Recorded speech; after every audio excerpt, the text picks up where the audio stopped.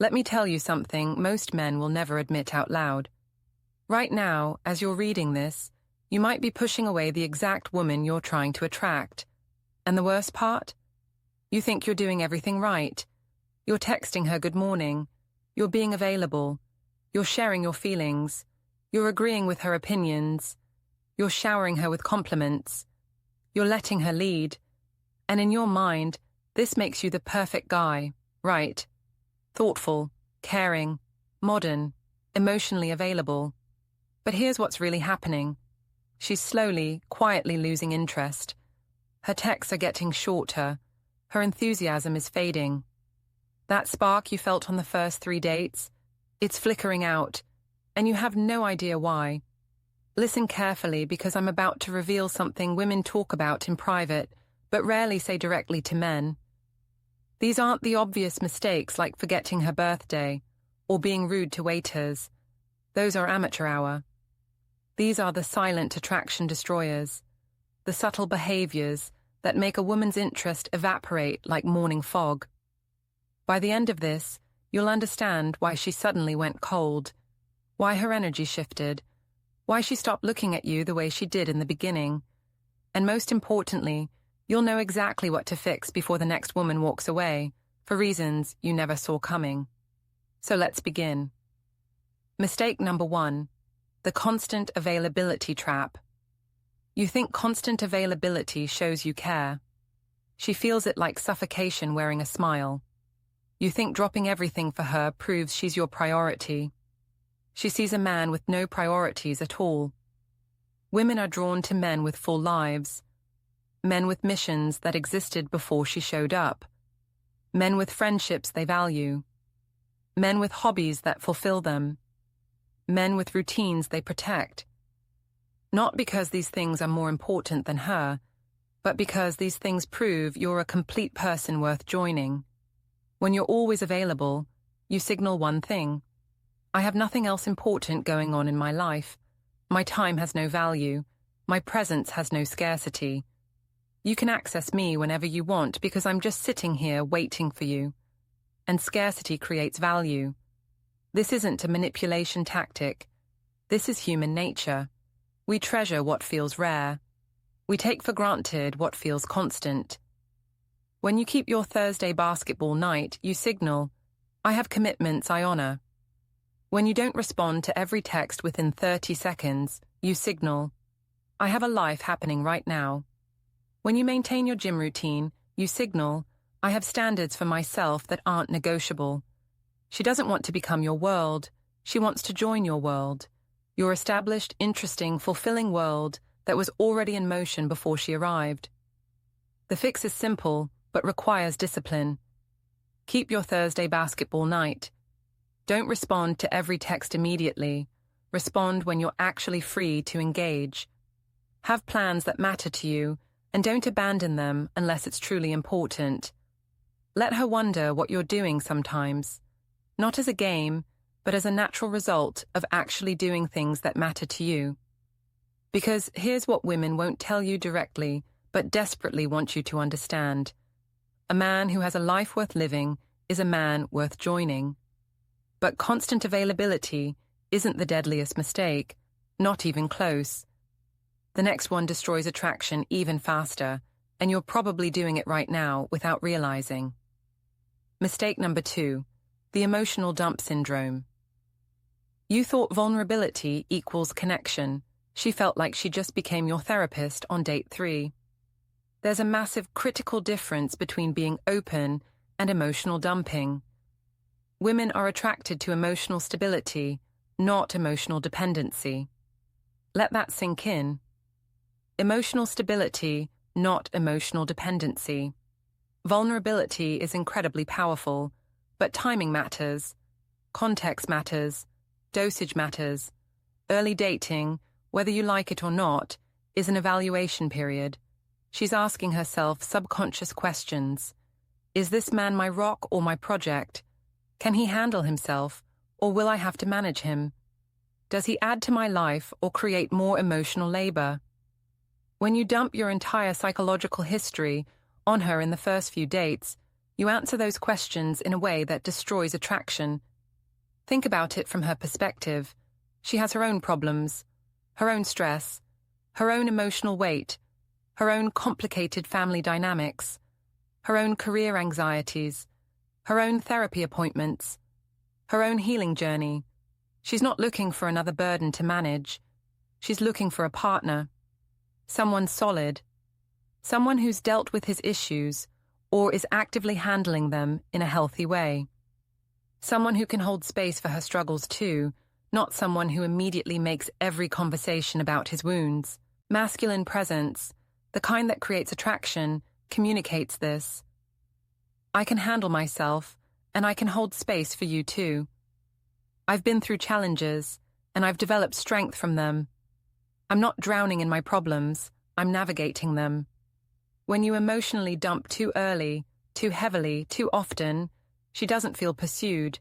She feels recruited as your emotional support system, your unpaid therapist, your mother figure, and none of those roles create romantic attraction. In early dating, share challenges, but also show how you're handling them. Work's been intense, but I've been hitting the gym to manage stress. Family stuff is complicated, but I'm working through it with my therapist. You acknowledge reality without making her your emotional dumping ground. Don't make every conversation about your problems. Ask about hers. Create balance. Be the calm she can lean into, not another storm she has to weather. Save the deep, heavy vulnerability for when the foundation is solid. For when she's your girlfriend, not your third date. For when she's chosen to be in your corner, not when she's still deciding if she wants to be. Because here's the truth women know, but rarely say directly. They want a man who's done his healing work or is actively doing it responsibly, not a man who expects them to be the healing. Now here's where it gets even more dangerous, because this next mistake doesn't just turn her off, it makes her question if you're even a man she can respect. Mistake number 3, the approval-seeking agreeable man. You thought being agreeable made you easy to love. She felt like she was dating a mirror, not a man. You thought saying yes to everything showed flexibility. She experienced it as shapelessness. Women don't want a puppet on strings. They want a partner with a backbone. They want someone who knows what they want and isn't afraid to express it. They want polarity, not similarity. Masculine and feminine energy create attraction through difference, not sameness. When you have no frame, no boundaries, no differing opinions, the polarity collapses. The attraction drains away. She needs to feel you're a man who knows what he wants, not a man who molds himself into whatever shape he thinks she'll approve of. Because when you do that, you become invisible, forgettable, interchangeable. Having your own opinions creates conversation, tension, excitement, depth. Standing firm on your values shows her you'll stand firm when life gets hard, when challenges come, when real pressure arrives. Women test because they want to know if you're solid. If you bend to every breeze, she can't trust you to be steady when storms hit. And life has storms. Being disagreeable just to be difficult is toxic and immature. But having your own truth, having preferences you actually voice, having boundaries you calmly enforce, that's essential. That's attractive. That's what separates a man from a pushover. The fix requires courage. Have preferences and voice them. Actually, I'd rather do Thai tonight. I've had Italian all week. Say it kindly but clearly. Respectfully disagree when you genuinely see things differently. I hear you, but I think quitting without a financial plan could create more stress. What if we map out the numbers first? Call out behavior that crosses your boundaries, calmly, firmly, without aggression. Hey, I'd appreciate it if you didn't mock my hobbies. They matter to me. Stop asking what do you want. For every single decision, lead sometimes. We're going to this new place I found. I think you'll love it. Take ownership of moments, because here's what women know but won't say directly. They're not attracted to men who agree with everything. They're attracted to men who have something worth agreeing with. But even if you fix all of this, there's one mistake that's so subtle, most men don't catch it until she's already emotionally checked out. Mistake number 4, the premature relationship talk. You thought clarity showed confidence. She felt pressure disguised as communication. You thought defining the relationship early showed serious intentions. She felt forced into a decision she wasn't ready to make. There's a massive difference between checking in and demanding commitment, between expressing interest and requiring promises, between communicating and interrogating. Attraction needs space to develop naturally. It needs mystery. It needs the excitement of not knowing exactly where things are headed, but enjoying the journey. When you force the "what are we" conversation too early, you collapse that mystery. You create obligation where there should be desire. Early dating should feel effortless, exciting, light, unpressured, like two people discovering each other without the weight of future expectations crushing every moment. Women need to feel they're choosing you, not being pressured into choosing you, not being backed into a corner where they have to give you answers before they've even figured out their own feelings. When you demand relationship clarity in week 3, you're essentially saying, "I'm insecure about where I stand with you, and I need you to make me feel better right now by committing." That energy is the opposite of attractive. The reality check is uncomfortable but necessary. You can't logic someone into wanting a relationship with you. You can't negotiate attraction. You can't create commitment through conversation before emotional investment has naturally built. Exclusivity should feel like a natural progression, not a negotiation. Like something both people want because the connection is too good to dilute by seeing other people. Not because one person demanded an answer and the other agreed under pressure. Let the first month breathe. Enjoy the connection without interrogating it. Watch her actions more than you listen to potential words. Is she making time for you? Engaging deeply? Introducing you to friends? That's your answer. Action reveals interest more than any conversation. If you genuinely need clarity after 2 or 3 months of consistent dating, ask from curiosity, not desperation. Frame it as, "I'm really enjoying where this is going. How are you feeling about us?" Not, "I need to know right now if you're my girlfriend and where this relationship is headed." Give her space to arrive at the relationship on her own terms, at her own pace, because a woman who chooses you freely is infinitely more committed than a woman who agreed under pressure. Here's what men miss. The fastest way to lose someone is to grab too tightly too soon. The best relationships develop when both people have room to fall naturally, not when one person is pushing the other off a cliff. Now here's the one that'll shock you, because this mistake happens even when you think you're doing everything perfectly. Mistake number 5, the over-complimenter effect. You thought constant praise showed appreciation. She felt like you were trying too hard or didn't know what else to say. You thought flooding her with compliments would make her feel valued. She felt like you were operating on autopilot. Compliments lose value through inflation, just like currency.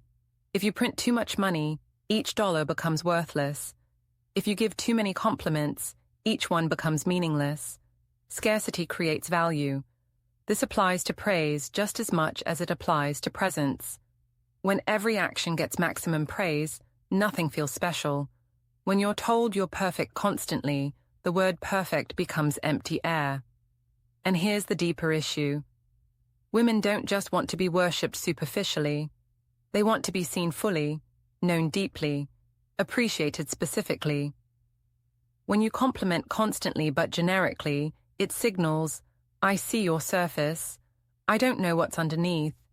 I'm attracted to the package, but haven't taken time to understand the person." One specific observant compliment hits exponentially harder than 10 generic ones. I love how you handled that difficult conversation with your sister. The way you stayed calm but held your boundary showed real maturity. That lands. That shows you're paying attention to who she is, not just what she looks like. "You're perfect" says nothing. The way you light up when you talk about your work, shows how passionate you are. And that's magnetic, says everything. The reality, women understand, but men often miss. Silence between compliments gives them space to breathe and land. When you compliment rarely, but meaningfully, she actually hears it. When you compliment constantly, it becomes white noise. Over-complimenting also signals something unattractive. I'm afraid you'll leave if I don't constantly validate you. I'm insecure about whether you'll stay, so I'm overcompensating with praise. That energy, that fear, that neediness, it repels attraction. The fix requires restraint and observation. Compliment less frequently, but more specifically. Notice things beyond appearance. Her thoughts, her decisions, her character, her values, her actions. The way you stood up for your friend tonight, that was impressive. Not everyone would do that. Don't fill every silence with praise. Let moments exist without commentary. Save "you're beautiful" for times when you're genuinely struck by it, not as a reflex every time you see her. Notice details that show you're actually paying attention. You've been stressed about that project at work. I see you pushing through it. That's strength. Because here's what women crave more than compliments: being truly seen, being deeply known, being specifically appreciated for things that actually matter about who they are, not just how they appear. A woman would rather have one genuine "I see you" moment than 100 hollow "you're beautiful" texts. But there's one final mistake that's so common, so invisible, that it's probably happening in your relationship right now. Mistake number 6, the plan-less presence. You thought being flexible showed you're easygoing. She felt like she was dating someone without direction or initiative. You thought letting her choose everything was considerate. She experienced it as emotional labor. Women want to be swept into your world sometimes. Not constantly, but sometimes. They want to feel like you've thought about them, planned for them, considered what they might enjoy. They want to relax into your leadership occasionally, instead of carrying the mental weight of every single decision. Masculine energy leads. Feminine energy responds and flows. When you never take initiative, the polarity collapses.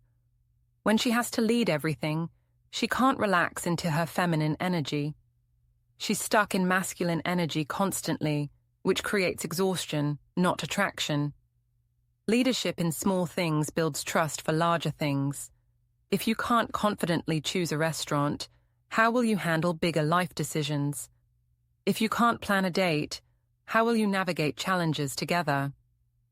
The reality is harsh. Not every plan needs to be elaborate or expensive.